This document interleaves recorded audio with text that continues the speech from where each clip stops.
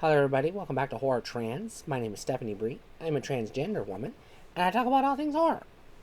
And today I'm talking about one of my new favorite horror franchises, Hatchet. Now, if you go to my other channel, Bree's Toys, I have already showed off a Victor Crowley action figure that I have in my collection. So go watch that video. If I ever stop being lazy, I'll put a link to it here somewhere.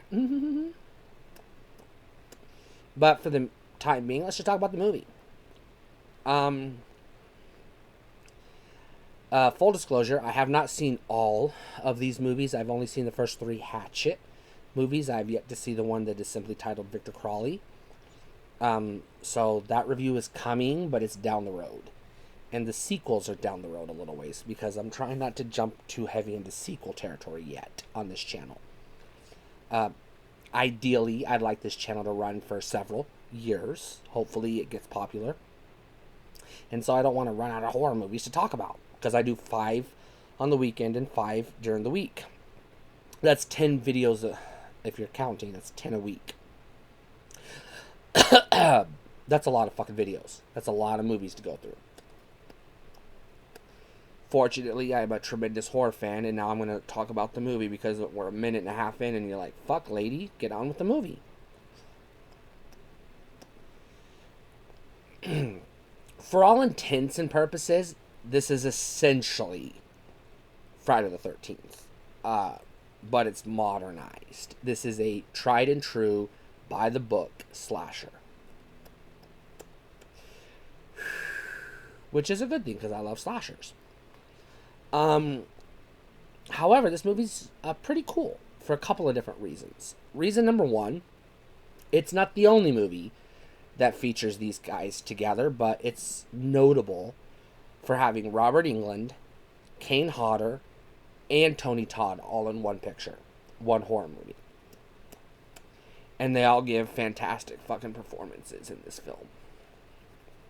Now, the plot is paper fucking thin, but, you know, we'll slap some cardboard on it and call it paper mache.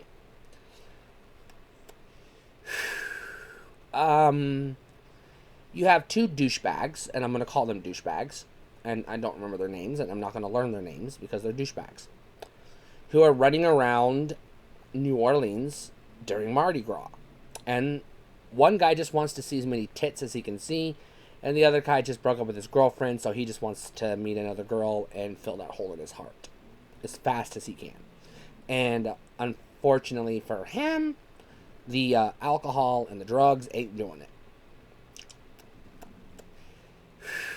So they meet a man, a shop, I think he's a shopkeep of, like,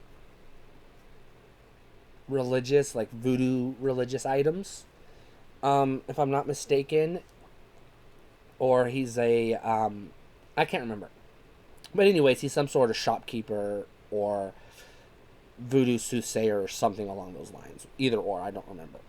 I've only seen this movie the one time, and it was like 6 months ago, so I don't remember the details, but that's what I do remember.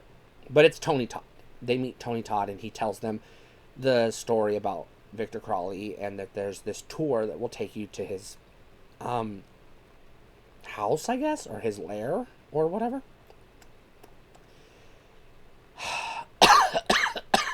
So they go to the tour, the facility where the tour is going to take place. They meet the tour guide, and they meet some more scummy people. And I'm not going to tell you all the people because they're fucking douchebags. They're all just douchebags. You have one crummy dude, who I will talk about, who is some sort of, I believe, insurance salesman by day or something along those lines. And by night, he's a fake Hollywood producer who goes around with a camcorder getting girls to let him photograph them nude. On the hopes that they'll get into Hollywood. It's some scumwad who's just making porn films for his own private amusement. Pretty much what happens is they all them and an elderly couple and a young woman who's looking for her brother and her father who went missing on the lake or swamp or whatever.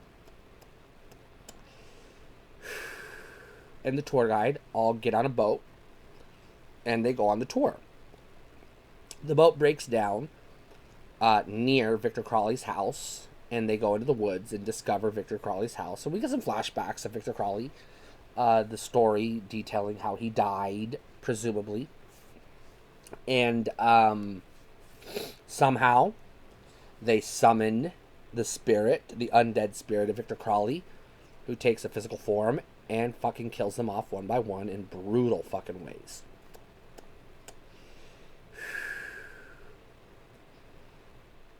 If you take the most brutal kills from all of the Friday the 13th, these kills are those times 12. This movie is fucking brutal, which is what you want in a modern slasher, because you've seen people get their throats slit, you've seen people get their heads crushed. You want to see something new, presumably, ideally. This shows you something new. This takes a formula that is, let's say, dated, for real, basically dated, and updates it.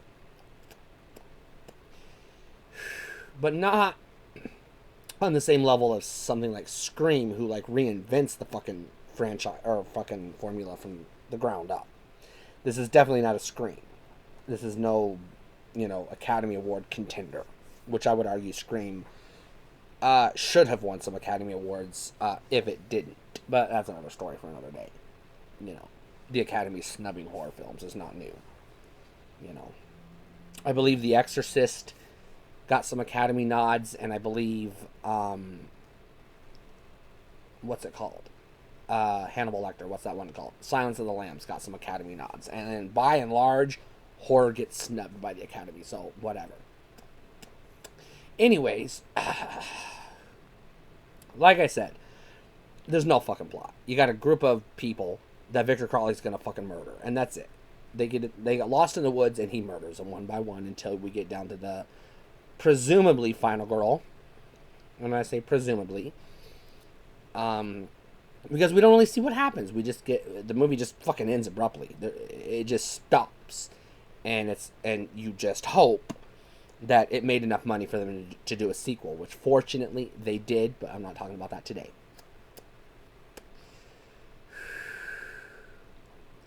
This is a fucking awesome movie.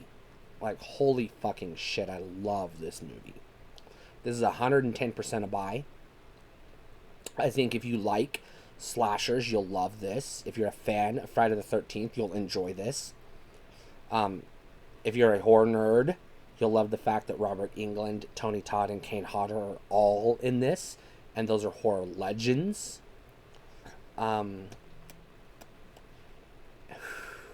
And I'll say this, Kane Hodder redeems himself for playing in the shitty Jason movies. Because all the ones he did were the worst of the fucking franchise. So, kudos to Hodder for recognizing that he needed to step up his game, which he absolutely does. And I believe he has said that one of Victor Crowley's kills has replaced his favorite kill, which had previously been the sleeping bag kill. I think he said that this is his new favorite kill. I believe he said that. Don't quote me on that. This is something I vaguely remember, but I don't remember if it's something somebody said or I read on the internet, or if it's something I actually remember reading him saying, or there was a source. I don't remember. But this is a damn good movie. You definitely need to own this movie. You need to see this movie. It's not hard to find. It's fucking popular, which is a good thing. Stay cool.